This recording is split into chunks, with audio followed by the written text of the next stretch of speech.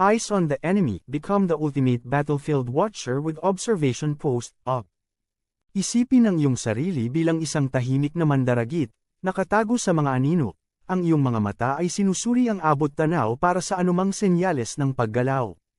Ikaw ang mata at tainga ng iyong unit, isang tahimik na sentinel na ang pagbabantay ay maaaring mga hulugan ng pagkakaiba sa pagitan ng buhay at kamatayan sa larangan ng digmaan. Yan ang kapangyarihan ng observation post, up.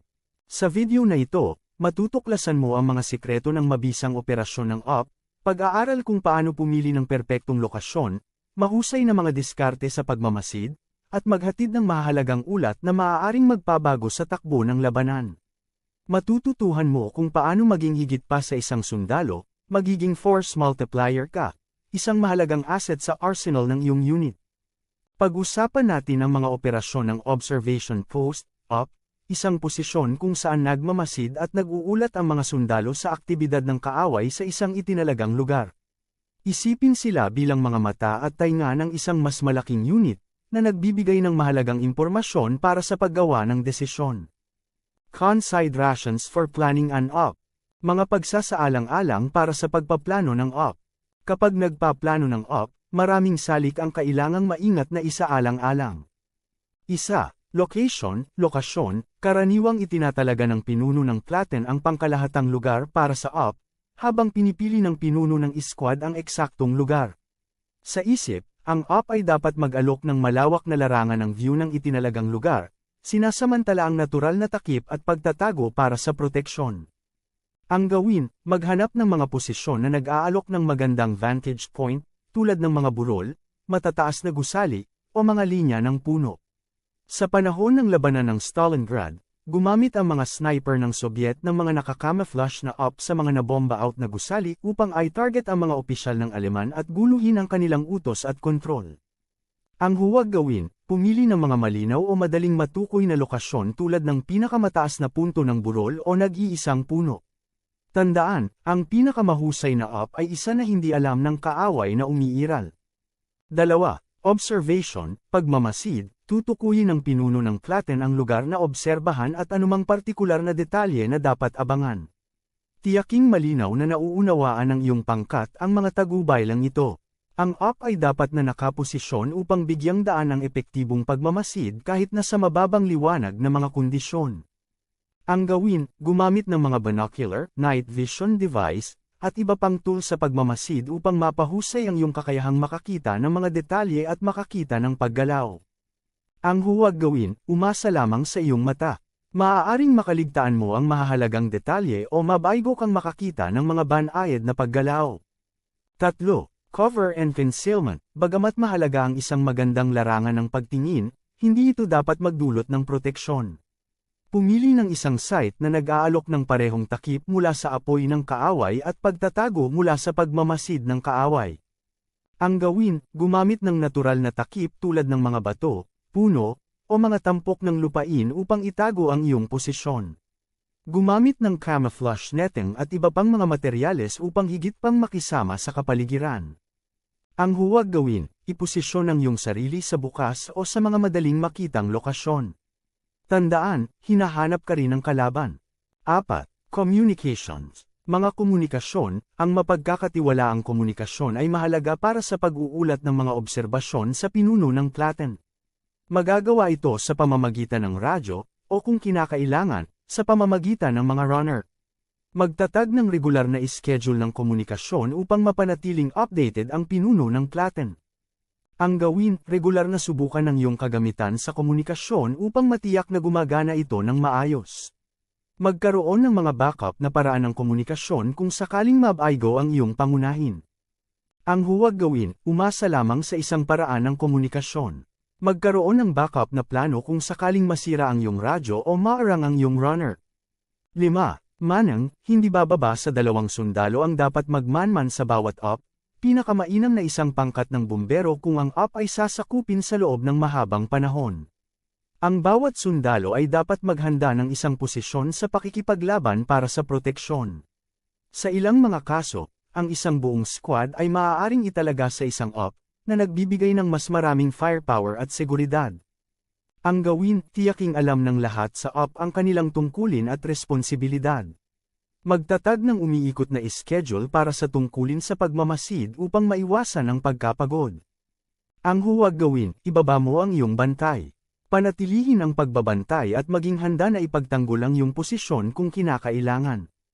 6. Briefing, ang pinuno ng squad ay dapat na lubusang magbigay ng briefing sa mga sundalong namamahala sa op, na sumasaklaw sa lahat mula sa misyon at lugar ng pagmamasid hanggang sa hamon at password, pamantayan sa pakikipag-ugnayan, mga plano sa pag-alis, at mga plano sa contingency kung sakaling mawalan ng komunikasyon.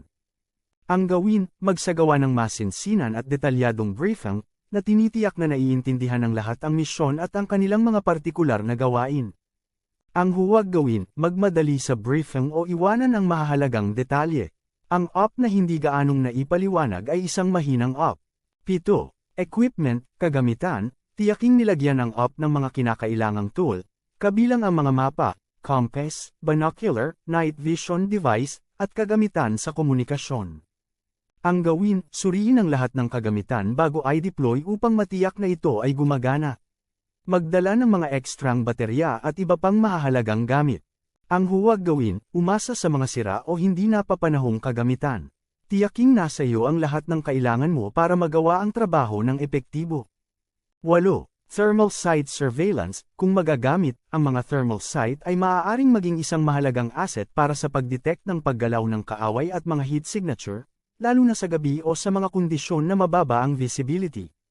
Ang gawin, gumamit ng mga thermal sight kasabay ng iba pang mga tools sa pagmamasid, tulad ng mga binocular, upang i-maximize ang iyong kakayahang tumukoy at tumukoy ng mga target. Ang huwag gawin, umasa lamang sa mga thermal sight. Mayroon silang mga limitasyon at maaaring hindi matukoy ang lahat ng uri ng pagbabanta. Sa pamamagitan ng maingat na pagsasaalang-alang sa mga salik na ito at pagpapatupad ng mga epektibong pamamaraan ng op, masisiguro mong ang iyong squad ay nagbibigay ng mahalagang katalinuhan sa platen, na nagpapataas ng kamalayan sa sitwasyon at nag-aambag sa tagumpay ng pangkalahatang misyon. Actions at the observation post, mga aksyon sa observation post, higit pa sa pagmamasid. Kapag nasa posisyon ka na, ang op ang magiging iyong pansamantalang tahanan at istasyon ng labanan. Habang ang isang sundalo ay nakatutok sa pagmamasid at pagre-record, ang natitirang bahagi ng koponan ay nagtatrabaho upang masecure ang posisyon at maghanda para sa anumang contingency. Establish security. Magtatag ng seguridad. Ang iyong unang prioridad ay ang mag-set up ng mga early warning device tulad ng mga trip flare at noisemaker. Ang mga ito ay tulad ng iyong personal na sistema ng alarma, na inaalerto ka sa anumang paparating na mga banta bago sila maging malapit. Prepare positions and range cards. Maghanda ng mga posisyon at saklaw na card. Ang paghuhukay ng mga posisyon sa pakikipaglaban ay hindi lamang para sa pagtatanggol, tungkol din ito sa paglikha ng isang matatag na plataporma para sa pagmamasid at isang lugar na mapagtatakpan kung ikaw ay nasa sagisag. Bukod pa rito, ang mga range card, mga detalyadong mapa na minarkahan ng mga distansya sa mga pangunahing landmark, ay mahalaga para sa mabilis at tumpak na pag-uulat ng mga lokasyon ng kaaway. Check communications. Suriin ang komunikasyon. Regular na subukan ng iyong radyo o iba pang mga aparatong pangkomunikasyon upang matiyak na makakapaghatid ka kaagad ng impormasyon. Rotate observation duty. Tungkulin sa pag-ikot sa pagmamasid. Ang pagtitig sa mga binocular o isang saklaw ng matagal na panahon ay maaaring humantong sa pagkapagod sa mata at pagbaba ng pagkaalerto. I-rotate ang mga tungkulin sa pagmamasid tuwing 20 hanggang 30 minuto upang panatilihing matalas ang lahat. Isipin na parang relay race, kung saan ibinibigay ng bawat runner ang lahat para sa isang maikling pagsabog bago ipasa ang baton sa susunod. Brief relieving soldiers. Kapag natapos na ang iyong shift, magbigay ng masusing handover sa susunod na team. Ibahagi ang iyong mga obserbasyon, anumang kainahinalang aktibidad, at anumang nauugnay na impormasyon tungkol sa terrain o mga paggalaw ng kaaway.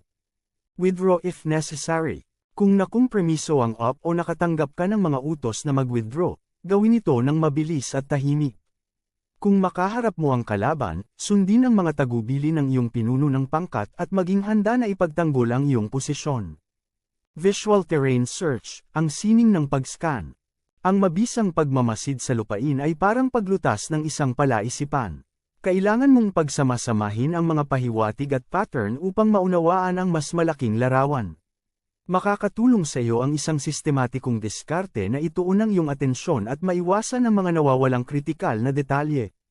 Quick scan. Magsimula sa isang malawak na pangkalahatang ideya ng buong lugar, naghahanap ng mga halatang senyales ng aktibidad ng kaaway, tulad ng paggalaw, alikabok na ulap, o hindi natural na mga kulay.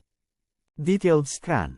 Hatiin ang lugar sa mas maliliit na seksyon at i-scan ng mabuti ang bawat isa, naghahanap ng mga banayad na pahiwatig tulad ng nababagabag na mga halaman o mga pagmuni-muni mula sa kagamitan. Ito ay katulad ng kung paano sinusuri ng isang tiktik ang isang pinangyarihan ng krimen, masusing naghahanap ng anumang bakas ng ebidensya. Reporting, clear, concise, and timely. Pag-uulat, malinaw, maigsi, at napapanahon. Kapag nakakita ka ng isang bagay, iulat ito kaagad gamit ang sulot na format. Size, ilan ang kaaway. Activity, ano ang ginagawa nila. Location, nasaan sila. Gumamit ng grid reference o isang kilalang landmark. Uniform, ano suot nila? Time, kailan mo sila nakita? Equipment, anong mga armas o sasakyan ang mayroon sila? Tandaan, ang impormasyong makakalap mo sa isang observation post ay maaaring maging susi sa tagumpay ng iyong unit. Ang iyong pagbabantay at atensyon sa detalye ay maaaring magligtas ng mga buhay, maprotektahan ang iyong mga kasama, at makatulong na makamit ang tagumpay sa larangan ng digmaan. Tinalakay namin ang kritikal na mundo ng mga operasyon ng observation post, OP, kung saan ang matalas na mata at matalas na pag-iisip ng sundalo ang naging pinakamabisang sandata nila. Marami na kaming nasasakupan, mula sa pagpili ng perpektong nakatagong lokasyon para sa iyong OP hanggang sa pagmaster ng sining ng pag-scan sa lupain at pag-uulat ng iyong mga natuklasan ng tumpak at mahusay. Tandaan, ang isang matagumpay na OP ay hindi lamang tungkol sa pagtingin sa kaaway. Ito ay tungkol sa pag-unawa sa kanilang mga galaw, kanilang mga intensyon, at sa lupain na kanilang ginagalawan. Ito ay tungkol sa pagiging tahimik na tagapag-alaga, ang hindi nakikitang mata na nagbabantay sa iyong mga kapwa-sundalo at nagbibigay sa kanila ng impormasyong kailangan nila upang makagawa ng mga madiskarteng desisyon. Ang iyong tungkulin sa isang OP ay mahalaga. Ikaw ay hindi lamang isang sundalo, isa kang force multiplier, isang napakahalagang asset sa iyong unit. Ang iyong pagbabantay ay maaaring maprotektahan ang iyong mga kasama mula sa mga sorpresang pag-atake. Ang iyong mga obserbasyon ay maaaring gabayan ang iyong mga commander sa pagpaplano ng kanilang susunod na hakbang, at ang iyong mga ulat ay maaaring maging pagkakaiba sa pagitan ng tagumpay at pagkatalo. Habang ipinagpapatuloy mo ang iyong pagsasanay, tandaan na ang pagmaster ng mga operasyon ng OP ay hindi lamang isang kasanayan, ito ay isang pagtawag. Nangangailangan ito ng dedikasyon, disiplina, at malalim na pag-unawa sa larangan ng digmaan. Ngunit ang mga gantimpala ay napakalaki. Sa pamamagitan ng paghahasa ng iyong mga kasanayan sa pagmamasid, hindi ka lamang naghahanda para sa digmaan, naghahanda kang paglingkuran ng iyong bansa ng may dangal, tapang, at hindi natitinag na katapatan. Kaya humayo ka, tanggapin ang hamon, at maging mata at tainga ng iyong unit. Ang iyong serbisyo sa isang observation post ay isang patunay ng iyong pangako sa iyong mga kapwa-sundalo at ang iyong dedikasyon sa pagprotekta sa ating bansa. Tandaan, ang larangan ng digmaan ay isang chessboard, at ang iyong mga obserbasyon ay ang mga galaw na maaaring humantong sa tagumpay.